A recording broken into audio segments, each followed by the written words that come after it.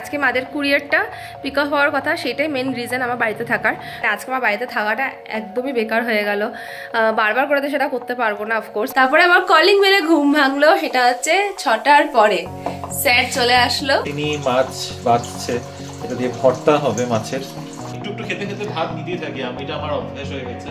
তাই বললাম যে একবারই ভাত দাও, যদি ইনকেস দরকার পড়ে উঠে গিয়ে আরেকবার নেবো। অর্পিতা ফোন করেছিল যে 8টার পরে ওয়াকিং এ যাবো, ও কিন্তু এখন অবধি কোনো খবর করেনি। সেই তাড়াতাড়ি ডিনার, কিন্তু ডিনারের পরে যে তারপরে আমরা কি করছি, কিভাবে সময় নষ্ট করছি। দিশা দাস লিখেছে, দিদি তুমি হেয়ার কেয়ার টিপ দাও।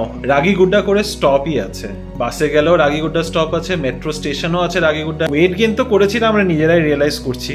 আমারও আর একা একা বকবক করতে ভালো লাগছিল না। মহেশতা আন্টির নেক্সট কমেন্ট রয়েছে, মাওয়াদের নাম 2002 এর ইলেকটোরাল রুলে নেই। আজ আমার বার্থডে দিন, তোমাদের জন্য দর্শন করলাম, থ্যাংক ইউ সো মাচ।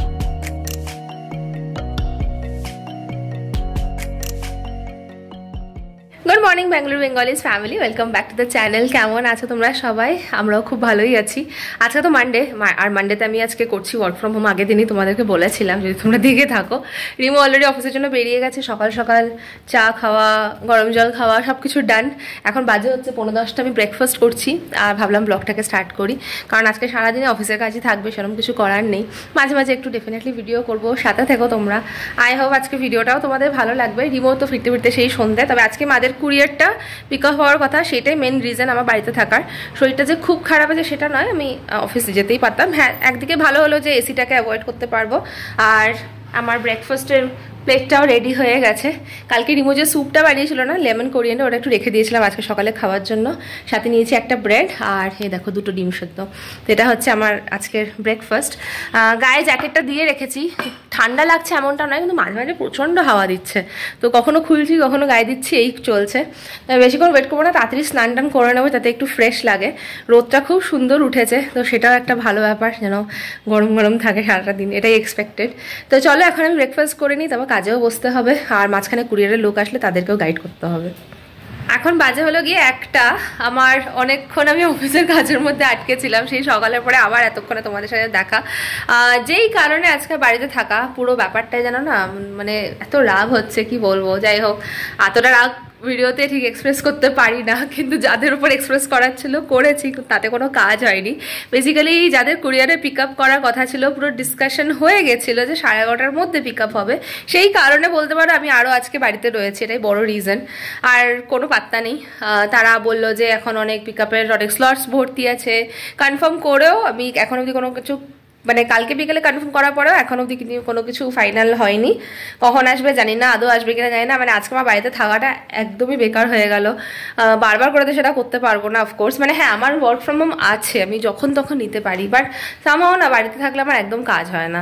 এই মানে মিটিং হলো, তার মাঝখানে কিছু কাজ করলাম, ঘরের কাজের দিকে বেশি ইন্টারেস্ট চলে যায় বা কনসেন্ট্রেশনটা ওদিকে চলে যায়, সেটা আমার একদম ভালো লাগে না আজকাল। এটা হয়ে গেছে, এটা না লকডাউনের পরে দুভাবে কাজ করতে করতে হয়ে গেছে। আর যেহেতু এখনকার কাজের প্রায়োরিটি একটু অন্যরকম, তো সব মিলিয়ে না ঠিক ব্যালেন্স হচ্ছে না, সেই জন্য আমি ওয়ার্ক ফ্রম অফিসটাই প্রেফার করি। কিছু করার নেই। এই যে বড় বক্সটা এখানে পড়ে রয়েছে, কতক্ষণে পিক আপ হবে সেটাও জানি না, হলে তো তোমরা দেখতেই পাবে। আমার এখন লাঞ্চের প্ল্যানটা নেই, কারণ আমি একটু মোটামুটি হাফ অ্যান আওয়ার হলো আমি একটু চিয়া পুডিং খেয়েছি অল্প করে, যেটা রিমোর লেফট ওভার চিয়া পুডিং, ও যেটা বানিয়েছিল সেটা অল্প একটুখানি রেখে দিয়েছিল, তো আমি ওটা খেয়ে নিয়েছি। তো এখন লাঞ্চ করবো না, লাঞ্চ একটু বাদে করবো।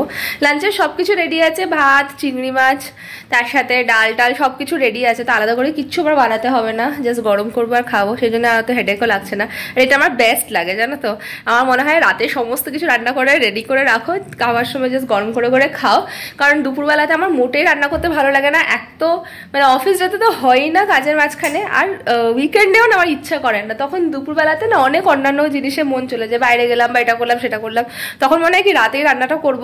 দিনে একদম নো কিচেন বলতে পারো, আমার দিনের বেলাতে না কিচেনটা একদম অফই থাকে, খুব কম আমি দিনের বেলাতে রান্না করতে প্রেফার করি। সানডেতে তো করতেই হয়, উপায় থাকে না, বাট তাও চেষ্টা করি যদি আগের দিন কিছু করে রাখা যায়। তো অনেক এইসব চলছে আমার। এখন টিভিতে আমি ক্রাউন চালিয়েছি, আমি ক্রাউন সিরিজটা অনেক দিন ধরে দেখছি, কিন্তু 5th সিজনটাতে গিয়ে না কয়েকটা এপিসোড দেখার পরে আর দেখাই হচ্ছিল না, তো আজকে চালালাম অনেকদিন বাদে। ভাবছি যদি কিছুটা এগিয়ে নিয়ে 5th সিজনটা অ্যাটলিস্ট কমপ্লিট করা যায়, কারণ 6th সিজনও আছে এবং সেটাও দেখে ফিনিশ করতে হবে সিরিজটা। লাঞ্চ করার পরে আর তোমাদের সাথে একটুকু বকবক করা হয়নি। আমার কয়েকটা মিটিং ছিল, সেসব শেষ করে না এরকম 4:10 নাগাদ ভাবলাম একটা ঘুম দিই, কারণ প্যারাসিটামলও খেয়েছিলাম। তাহলে একটা ঘুম দিয়ে দিই। ঘুম থেকে উঠে এই 5:15টার সময় উঠবো, দারুণ করে চা খাবো, তোমাদের সাথে গল্প করবো, কিছুই আর হলো না। তারপরে আমার কলিং বেলে ঘুম ভাঙলো, সেটা হচ্ছে 6টার পরে। স্যার চলে আসলো। Good evening EV family. আজকে সারাদিন অফিসে ছিলাম, তো তাই তোমাদের সাথে তো আমি মুখোমুখি কথা বলতে পারিনি। এখন একটু আগে অফিস থেকে বাড়ি ঢুকলাম, বাড়ি ঢুকে এসে কিচেনে ঢুকে পড়েছি। পুরো ঘরের অবস্থা দেখেছো, চারদিকে খালি ছড়ানো ছড়ানো, কারণ কিছু করতে পারিনি। It's okay to take a break. Sometimes it's okay to take a break. যাই হোক, এখন ঘুম থেকে তো উঠেছি, এখনই রিমোকে বলছিলাম কেন যে এত ঘুম পাচ্ছে, খালি মনে হচ্ছে চোখটা বন্ধ করে থাকি, এত কিন্তু আমার ঘুম পায় না। ঘুম পাচ্ছে কারণ প্রচুর ওষুধ খাচ্ছ না, প্রচুর মেডিকেশন আর সর্দির ওষুধ, দিয়ের ওষুধ, তো এগুলো সব মিলিয়ে কিছুটা তো রিঅ্যাকশন হবেই একটু শরীরে। ঘুমই পাচ্ছে এমন তো না যে তুমি মানে অন্য কোনো রিঅ্যাকশন তো না, ঘুম পাও তো ঘুম পাচ্ছে। মানে আজকে যে রিমো বেলটা বাজিয়েছিল আমি বুঝতে পেরেছি হয়েছে, আমি একদম উঠতে ইচ্ছা করছিল না, অনেকবার বাজিয়েছে তারপরে উঠেছি। আমি অ্যাকচুয়ালি তো দুবার বাজিয়েছি, তারপরে কারণ কি রুমটা এমনি লক করা, তুমি চাবি দিয়েও খুলতেই পারতে, মানে আমার ইচ্ছা করছিল না উঠতে। আমি বুঝতে পারিনি, আমি না চাবি আমার কাছে থাকেই, আমরা দুজনেই চাবি ক্যারি করি, ইন্টারলক করে জেনারেলি ঘুমাই, কিন্তু আমার মাথায় আসেনি। আমি অ্যাকচুয়ালি ভাবলাম দরজাটা ধাক্কা দিয়ে দেখলাম, তো মনে হলো যে জেনারেলি ও জেগেই থাকে আর ভিতর দিয়ে তালা মানে বেসিক্যালি সিটকেই লাগিয়ে রাখে, সেই জন্য আমি আরো বেল বাজিয়ে যাচ্ছি, নাহলে দরজাটা খুলে ঢুকে দিতাম। আর এখানে আমরা বানাচ্ছি চা, আজকেও খাচ্ছি একটু ওই আদা দিয়ে দুধ চা। এগুলো তোমাদেরকে বলছিলাম না যে একটুখানি ফ্যান্সি চা, আর এরকম সর্দির মধ্যে খেতে খুব ভালো লাগে, কড়া করে আদা দিয়ে চাটা খেতে আমার খুব ভালো লাগে, তো ওটাই বানানো হচ্ছে। রিমো খাবে আমার সাথে, আর সাথে থাকবে আমি খাবো তো না, আমি তো বলিনি আমি খাবো না, আমি তখন তুমি জিজ্ঞাসা করলে আমি তোমাকে বললাম হ্যাঁ এটি ভগবান কি বলে আর কি শুনলাম। দাও চা, যা ঠিক আছে খাও, অল্প করে খাও। এখন বানিয়ে নিয়েছো যখন এতটা দুধ দিতেই হবে। কিচেনের ছন্নছাড়া অবস্থা, এখানে কচুর তরকারি রেডি, ভাত অলমোস্ট হয়ে গেছে, আর এখানে রিনি মাছ বাছছে, এটা দিয়ে ভর্তা হবে মাছের। কপিস মাছ নিয়েছো? 3 পিস। ভাজাও খাওয়া যেত না, ভাজা না, ঠিক আছে, মানে কত আর একই জিনিস, অনেক দিন ভর্তা খাইও নি আমরা, প্রায় বছর খানিক হয়ে গেছে আমরা ভর্তা বানাইও নেই, খাইও নি, তো আজকে ভর্তাই ঠিক আছে। সমানে জলের আওয়াজ হয়ে যাচ্ছে পেছন দিকে, না ওটাকে নিচের দিকে নামিয়ে দিই, পাইপটাকে নিচের দিকে নামিয়ে দিলে তখন আর এটা অসুবিধা হবে না। এটা পাইপটা না এরকম উপর দিকে উঠে রয়েছে, তাই একটু জল আসছে, এই জিনিসটাকে এরকম সাইডে নামিয়ে দিলে বেটার হয়। না সে তো করি স্টোর, কিন্তু এই সারাক্ষণ জলের আওয়াজ হতে থাকে, ভালো লাগে না, একদম বিরক্ত লাগে। ভাত কি হয়ে গেছে দেখে নিচ্ছি। অনেক চেষ্টা করে 8:30, ওই যে পিছনে ঘড়িটাতে তোমাদের দেখাচ্ছি, হ্যাঁ তাও ঠিক আছে, মানে চেষ্টা হচ্ছে আর খুব জোর কদমে চেষ্টা চলছে আর কি।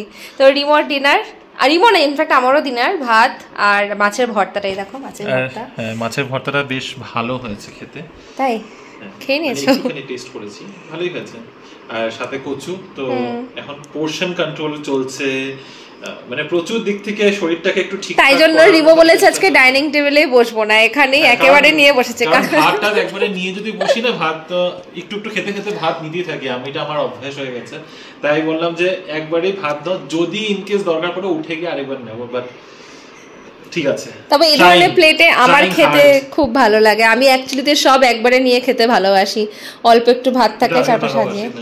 রিমো একদম ভালো, রিমো আরামসে খেতে ভালোবাসে, কিন্তু সেই আরামটাই এখন হারাম হয়ে গেছে, তাই না? হারাম হয়নি, এটা চেষ্টা, নিজের থেকে চেষ্টা, না না এটা তো দরকার। আর এখন টিভিতে আমরা একটা মুভি চালিয়ে বসেছি, ইন্ডিয়া লকডাউন, জানি না তোমরা কতজন দেখেছো, ফেসবুকে খুব আসে এটা ক্লিপ, দেখে নিতে হবে, হ্যাঁ কারণ এটা অনেক পুরনো, তো 21 21 এর মুভিটা কখন শুটিং করলো ওরা?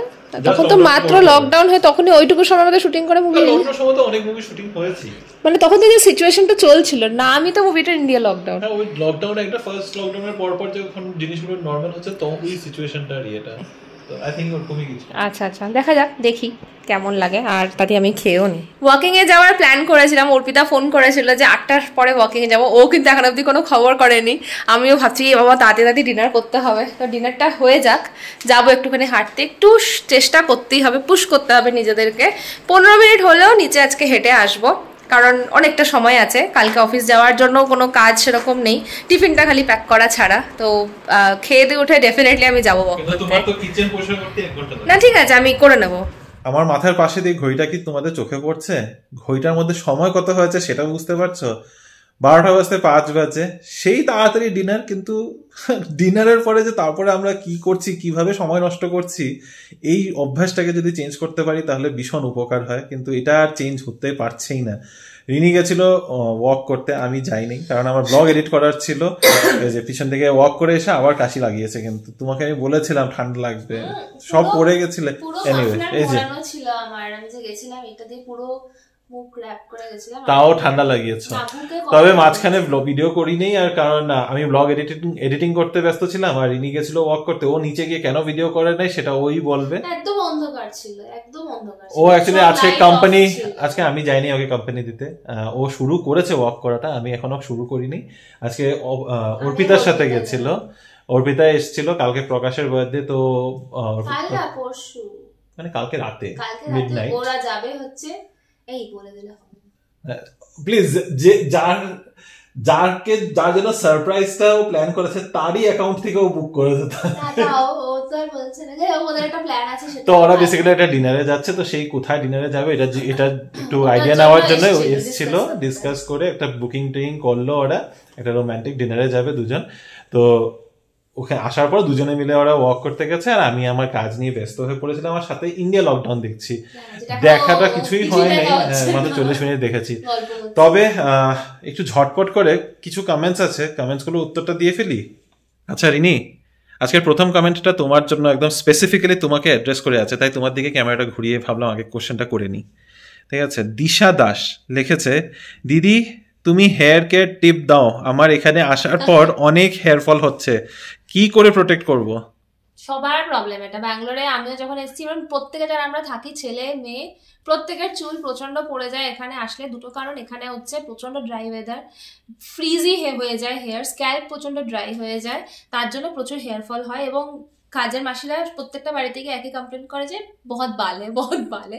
ওদের মাসিদেরও বাল পড়ে, ওরাও মানে অভ্যাস। এটা একটা সেকেন্ড কারণটা বলো। হ্যাঁ, আর একটা স্ট্রেস অফকোর্স। না, তাহলে তুমি আরেকটা কারণ মিস করে যাচ্ছ। এটা হচ্ছে হার্ড ওয়াটার। ইয়েস, এখানকার জলটা ভীষণ হার্ড, মানে কেমিক্যালস প্রচুর, সেই কারণে এই চুলটার মানে কি যে অবস্থা হয়। মানে এখানে যারা তোমরা জল ইউজ করো, জল যদি বালতির মধ্যে রেখে দাও হয়তো বুঝতে পারবে বালতিগুলো সাদা হয়ে যায়, বা বালতির উপরে জলটার উপরেও সাদা সাদা জিনিস ফ্লোট করতে থাকে। তো ব্যাঙ্গালোরে প্রচুর হার্ড ওয়াটার, ক্যালসিয়াম ভীষণ বেশি, তার জন্য অনেকে ফিল্টারটা লাগিয়ে ইউজ করে, সেটা একটা করতে পারো অবভিয়াসলি। আর এটা এখন তুমি কি করো সেটাই বলছি, এটা বলো। ডিরেক্ট যদি পিউরিফায়ার ওয়াটার ইউজ করতে পারো খুব ভালো, অবভিয়াসলি সেটা পসিবল হয় না। যেটা ওয়েস্ট ওয়াটার থাকে সেইটাকে স্টোর করে যদি ইউজ করা যায় তাতেও কিন্তু সত্যি খুব ভালো হয়। এটা আমি লাস্ট মা আসার পরে না একটা হ্যাবিট আমাদেরকে করিয়েছে, যে জলটা আমরা স্টোর করছি, তাই দিয়ে আমরা অনেক হাউস হোল্ডের কাজও করছি। তার সাথে চুল ধোয়ার জন্য ওটা এনাফ হয় না, একটা 10 লিটারও এনাফ হয় না আমাদের হেয়ার ওয়াশ করার জন্য। কত জল লাগে তোমার হেয়ার ওয়াশ করতে? লাগে না, দুটো ওয়াশ করতে হয় আমাদের, তো ওটা এনাফ হয় না। তো আরো বেশি জল দিয়ে যদি ওটা স্টোর করে করতে পারো খুব ভালো। আরেকটা জিনিস যেটা আমি স্টার্ট করেছি সেটা হচ্ছে খাদির থেকে না, আমি সেসেমি অয়েল আনিয়েছি।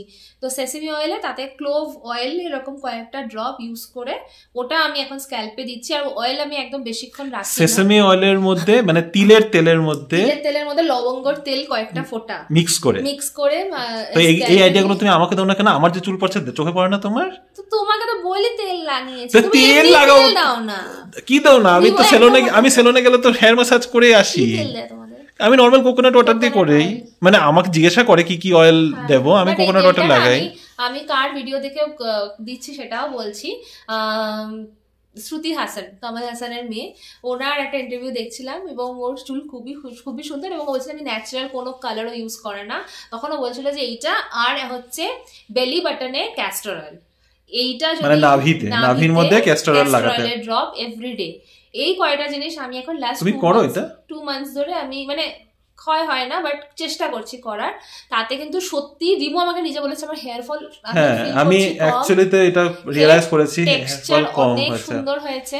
একটু ফ্রিজিনেসটা স্টিল আছে, একটু কাটিং করতে হবে, সেটা আলাদা ব্যাপার। মানে লাস্ট মোটামুটি বছর খানিকের মধ্যে তোমার যে হারে চুল পড়া শুরু হয়েছিল, মানে যেখানেই বসতে না কেন ওখানেই চুল পড়ে থাকতো, প্রচুর চুল।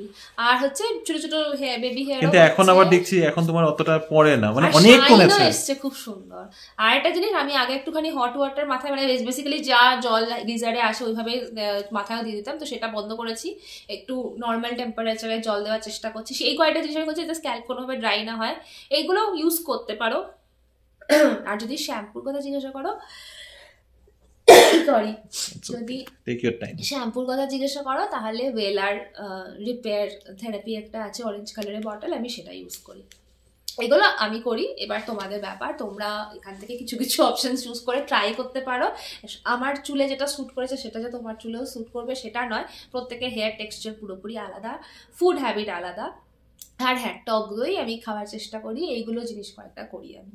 এবার নেক্সট দুটো কমেন্টের ভালো আমি মুখোমুখি হয়ে তোমাদের উত্তর দিয়ে দিই যতক্ষণে রিনি ওদিকে কাজগুলো সেরে উঠছে। প্রথম কমেন্ট হচ্ছে তনুশ্রী আন্টি লিখেছে, এই মন্দিরটা ব্যাঙ্গালোরের কোন জায়গায় গো? এই মন্দিরটা হচ্ছে হলো জয়ানগরে, রাগিগুড্ডা করে স্টপই আছে, বাসে গেলেও রাগিগুড্ডা স্টপ আছে, মেট্রো স্টেশনও আছে রাগিগুড্ডা এখন, আর এখান থেকে অটো নিয়ে গেলে ডাইরেক্ট তোমরা রাগিগুড্ডা টেম্পল সার্চ করলেই পেয়ে যাবে। ইটস ভেরি ইজি আর ভীষণ বিখ্যাত জায়গা, তো তাই এটা নিয়ে আলাদা ইয়ে নেই, আমি তাও লোকেশনটা শেয়ার করে দেওয়ার চেষ্টা করব।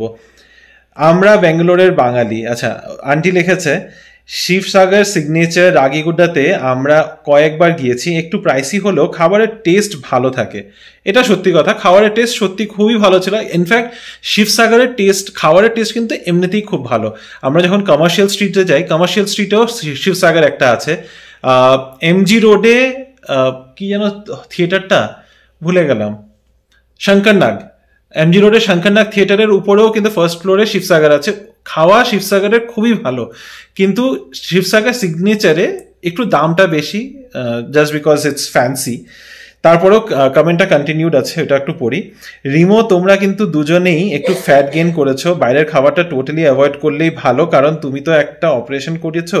তুমি দেখতে আগে অনেকটাই ফ্রেশ ছিলে, তাই বললাম, খারাপ লাগলে ক্ষমা প্রার্থী। একদমই না আন্টি, আমরা যেরকমটা কালকে বলেছি, আমরা দুজনেই অ্যাকচুয়ালিতে ওয়েট গেইন করেছি রিসেন্টলি। ইনফ্যাক্ট দুর্গাপুজোর পর থেকে, দুর্গাপুজো দিওয়ালি এই মধ্যে এত খাওয়া দাওয়া হয়েছে, প্লাস মা ওরাও ছিল, বেশি বেশি রান্না হয়েছে, আমরাও একটু বেশি ইনটেক করেছি, আমার স্পেশালি ভাত বেশি খাওয়া হয়েছে, তো ওয়েট গেইন তো করেছি না, আমরা নিজেরাই রিয়েলাইজ করছি, যেটার জন্য আমরা এখন আবার we are trying to get into better habits and better shape.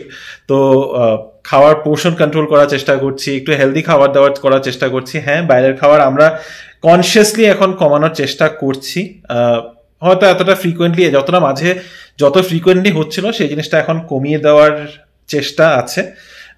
Definitely এটার মধ্যে ক্ষমা চাওয়ার প্লিজ কিছু নেই, যেটা দেখেছো সেটাই বলছো, অ্যান্ড উই অ্যাকনলেজ দিস। আমরা নিজেরাও জানি রিনির 4 কেজিস ওয়েট গেইন হয়েছে, আমার 5 কেজিস ওয়েট গেইন হয়েছে, বাট ওভারঅল আমাদের দুজনের টার্গেট হচ্ছে, আমি 7 কেজিস লুজ করার ইচ্ছা, আর রিনিরও এরকমই 4 না 5 কেজিস, আর 5 কেজিস টার্গেট, আর আমার 7 কেজিস এর টার্গেট আছে। সো জাস্ট বলে রাখলাম আর কি, তো we are working on it. Koushik লেগেছে, রাগিগুড্ডা টেম্পল আমাদেরও দারুণ লেগেছিল, আমরা একজনের পৈতে অ্যাটেন্ড করতে গিয়েছিলাম। আলসুরের শ্রী সোমেশ্বরা স্বামীটাও খুব ভালো, না গিয়ে থাকলে ঘুরে আসতে পারো। Take care Rini, get well soon. Rini এখন অনেকটাই ভালো আছে। আর না, তুমি যে আলসুরের টেম্পলটার কথা বলে না, সেখানে আমার যাওয়া হয়নি, সোমেশ্বরা স্বামী টেম্পল। তুমি অনেকগুলো মন্দিরের কথা বলেছো অ্যাকচুয়ালি কৌশিক, আমার অনেক জায়গায় এখন এগুলো লিস্টের মধ্যে অ্যাড হচ্ছে, তোমার সাথে একদিন আলোচনা করে লিস্টগুলোকে ঠিকঠাক করে একদিন ঘুরতে বেরোবো। তবে রাগিগুড্ডা টেম্পল ওই আর কি অনেক বছর বাদে গেছি, গিয়ে খুব ভালো লেগেছে। 15 বছর আগে গেছিলাম বন্ধুদের সাথে, তারপর থেকে অনেকবার ইচ্ছা হয়েছিল যাব যাব যাব, রিনিকে কতবার যে বলেছি আমি যে রাগিগুড্ডা টেম্পলে চলো, কিন্তু হয়ে আর উঠছিল না, ঠাকুর ডাকে নেই, যেটা বলে না ঠাকুর না ডাকলে কোনো মন্দিরে যাওয়া হয় না। 15 বছর বাদে ফাইনালি যেতে পেরেছি। রাগি equals to finger millet, exactly আমি ঠিকই বলেছিলাম, রাগি ইজ ফিঙ্গার মিলেট। রূপসিদি লিখেছে। সঙ্গীতা লিখেছে, জায়গাটা কোথায়, এক্স্যাক্ট লোকেশনটা একটু বললে ভালো হয়। জায়গাটা আবারও বলছি, জয়ানগরে রাগিগুড্ডা টেম্পল করে, রাগিগুড্ডা আঞ্জনেয়া স্বামী টেম্পল বা রাগিগুড্ডা মন্দির করে সার্চ করলেই পেয়ে যাবে, গুগলে রাগিগুড্ডা করে সার্চ করো, ওইটা একটা স্টপই আছে, খুব বিখ্যাত মন্দির, তো ওইটার আলাদা বাস স্টপ, আলাদা মেট্রো স্টেশন সবই রয়েছে।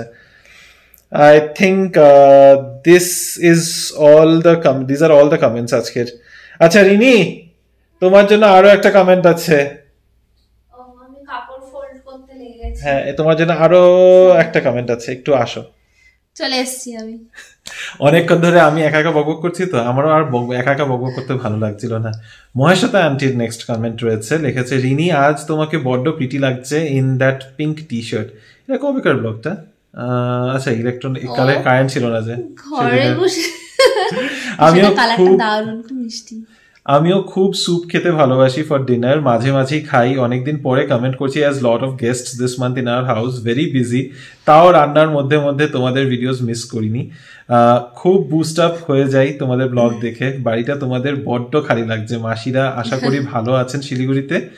আরশোলার একটা অভ্যর্থ মেডিসিন, এটা অভ্যর্থই তো ওয়ার্ডটা? আমি কিন্তু ওয়ার্ডটা কিন্তু আন্টি ঠিক বুঝতে পারছি না। হ্যাঁ, মেডিসিন ইজ নো এন্ট্রি, একটা packet. I am using it for long time, excellent. তো সঙ্গীতা, তোমার রেসপন্স কিন্তু এখানেও আন্টিও দিয়ে দিয়েছে। আমি জানি না, আমার সত্যি জানি না। এটা ইয়েলো কালারের যে চক পাওয়া যেত, হ্যাঁ পাওয়া যেত, ওটা নো এন্ট্রি লেখা থাকতো না? তাই? হ্যাঁ মনে হয়, জানি না। এনিওয়ে, তো সঙ্গীতাকেও আমি এটা বলে দিচ্ছি যে নো এন্ট্রি করে কোনো মেডিসিন আছে যেটা আসলে তোমাদের প্রিভেন্ট করবে, ট্রাই করো। হ্যাঁ, বাকি তোমাকে যেটা আন্টি লিখেছে, হ্যাঁ মানে ওইটা একটা ঘরে পরে একটা টি শার্ট, কিন্তু কালারটা খুব মিষ্টি। সেকেন্ডলি মা বাবা ভালো আছে, বাড়িতে পৌঁছে গেছে নিজেদের জায়গায়। 2 সপ্তাহ হয়ে গেল, ইনফ্যাক্ট 10, হ্যাঁ অলমোস্ট হয়ে গেছে, মানে সপ্তাহটা সেকেন্ড উইক। তো দেখতে দেখতে সময় চলে যাচ্ছে। আর মারা এখন প্রচন্ড ব্যস্ত, ব্যস্ত আর চিন্তিত, কারণ এসআইআর এর ফর্ম ফিল আপ হচ্ছে। আর মাদের নাম 2002 এর লিস্টে কোথাও খুঁজে মা বাবা দিবে। আমি তো তখন ভোটার লিস্টে এলিজিবল ছিলাম না, তো আমার তো ফর্ম ফিল আপ করতেই হচ্ছে, সেটা মারাই পুরোপুরি টেক কেয়ার করছে।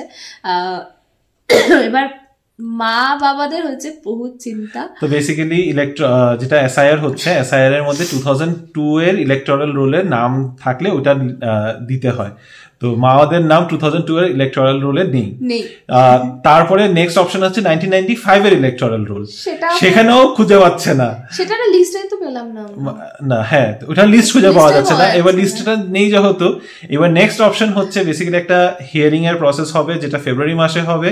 আর সেখানে মাওয়াদের কিছু ডকুমেন্টস ভেরিফিকেশনের জন্য দিতে হবে। ডকুমেন্টস এর মধ্যে যে কোনো একটা সাবমিট করলেই হবে। মাদের কাছে সবই ডকুমেন্টস রয়েছে।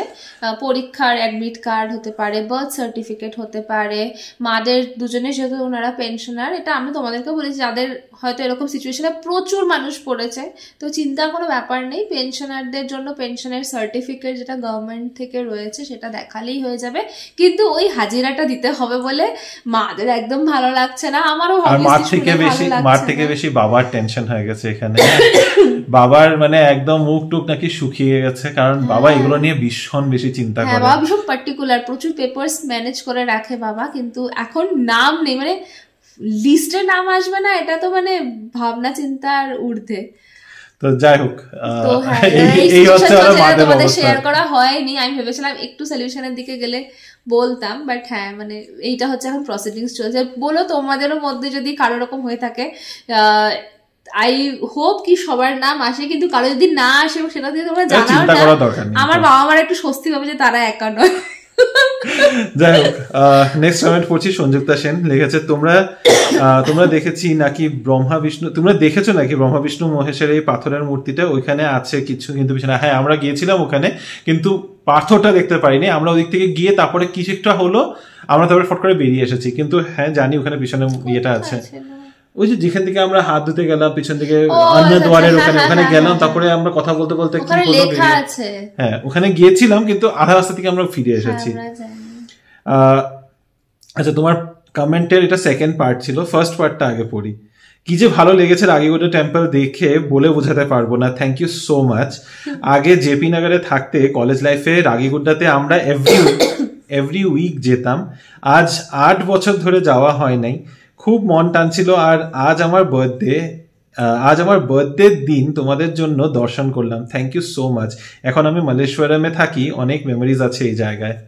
প্রথমে belated happy birthday Saturday From আমরা both of us. গিয়েছিলাম ইয়েস তো স্যাটারডে গিয়েছিলাম আমরা তো স্যাটারডে গেছিলাম তো কালকে যখন ব্লগ দিয়েছি তার মানে তুমি কালকে দেখেছো তো তোমার হ্যাঁ। জন্মদিনটা একদিন আগেই গেছে ঠিক ঠিক না হ্যাঁ তো হ্যাপি হ্যাপি 16 হ্যাপি তারিখ। বার্থডে এন্ড ভালো লাগলো যে আমাদের জন্য একটা কিছু তোমার মনটা হ্যাঁ। ভালো হলো তোমার বার্থডে দিন এটাই আমাদের ধরে নাও এটাই আমাদের তরফ থেকে একটা ভার্চুয়াল গিফট তোমার জন্য যেটা অজান্তেই হয়ে গেছে মন্দিরটা খুবই ভালো লেগেছে একদিন পারলে আবার যেও মলেশ্বরমে কিছু সুন্দর সুন্দর মন্দির আছে কিন্তু সুন্দর মন্দির বলতে বেশ পুরনো